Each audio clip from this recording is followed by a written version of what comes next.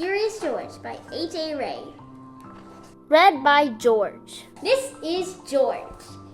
He lived in Africa. He was a good little monkey and always very curious. One day, George saw a man. He had a large straw hat. The man saw George too. What a nice little monkey, he thought. I would like to take him home with me. He put his hat on the ground, and of course, George was curious. He came down from the tree to look at the large yellow hat. The hat had been on the man's head. George thought it would be nice to have it on his own head. He picked it up and put it on. See anything? The hat covered George's head. He couldn't see. The man picked him up quickly and popped him into a bag.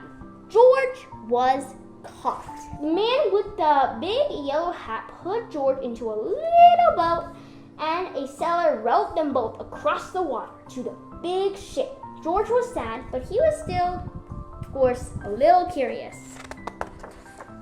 Of course, that's why it's called Curious George. On the big ship, things began to happen.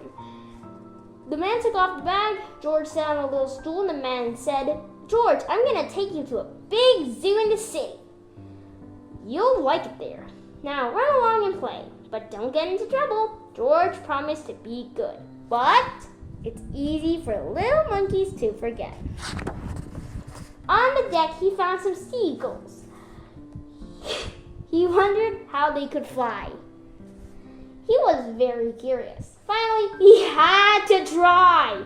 It looked easy, but monkey biology ain't the same. Oh, what happened? First this, and then this. Yeah. Where is George? The sailors looked and looked. At last they saw him struggling in the water and almost all tired out. He tried to fly. This is what you get. "Man overboard!" the sailors cried as they threw him a life belt. George caught it and held on. At last he was safe on board. After that, George was more careful to be a good monkey until at last the long trip was over. George said goodbye to the kind sailors, and he and the man with the yellow hat walked off the ship to the shore and on into the city to the man's house. After a good meal and a good pipe, George felt very tired. He crawled into bed and fell asleep at once. The next morning, the man telephoned the zoo.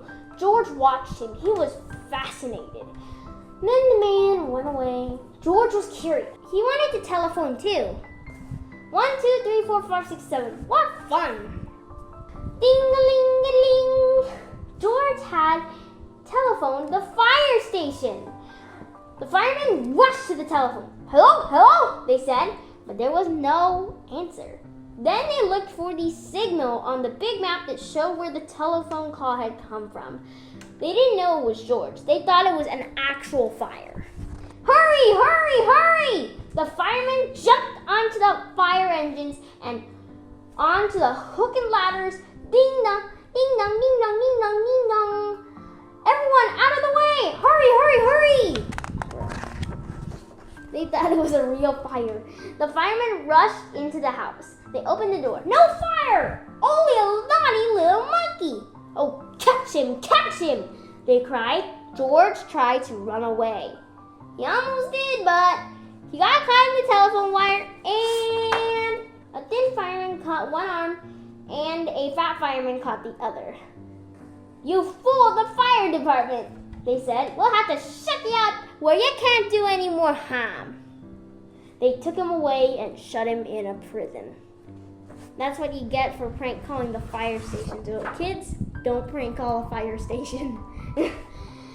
George wanted to get out, obviously. He climbed up to the window to try the bars. Not monkey bars. Just then, the watchman came in. He got on the wooden bed to catch George, but he was too big and heavy. The bed tipped up.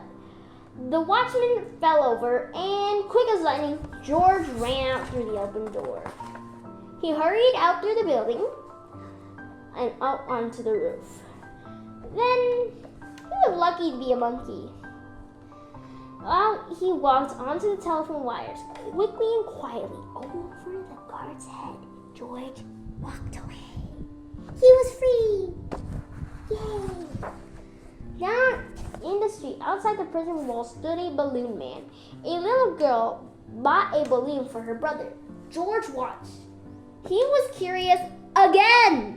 He felt he must have a bright red balloon. He reached over and tried to help himself, but instead of one balloon, the whole bunch broke loose. In an instant, the wind whisked them all away, and with them went George, holding tight with both hands. Up he sailed, higher and higher. The houses looked like toy houses, and the people like dolls.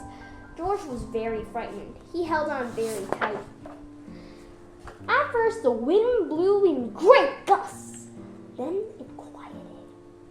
Finally, it stopped blowing altogether. George was very tired. Down he went. And then, bump onto the top of a traffic light.